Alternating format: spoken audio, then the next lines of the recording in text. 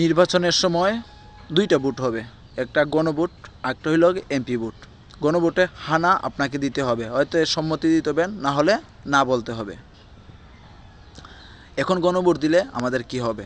যদি হার পক্ষে রায় দেন, তাহলে একটি সরকার 10 বছরের উপরে, মানে যে কোনো ব্যক্তি 10 বছরের উপরে কোনো ক্ষমতায় থাকতে পারতো না।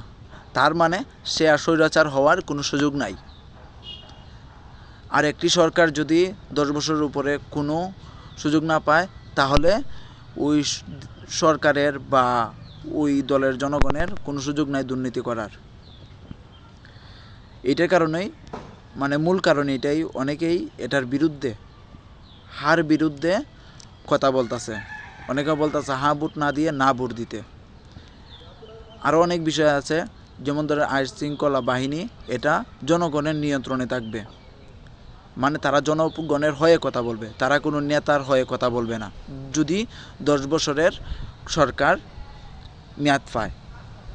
তো আরও অনেক সুবিধা আছে, তাই আপনারা হ্যাঁ ভোট দিবেন, না ভোটকে বর্জন করুন। আমি এই দেশের নাগরিক হিসাবে আমি আপনাদের কাছে এটা চাই, আমাদের জন্য না, আমাদের ভবিষ্যতের জন্য, আমাদের বাচ্চা কাচ্চাদের জন্য, তাদের জন্য যদি আমরা স্বৈরাচার রেখে যাই দেশে, তাহলে তারা একদিন আমাদেরকে দুষবে, তারা একদিন আমাদেরকে গালাগালি করবে।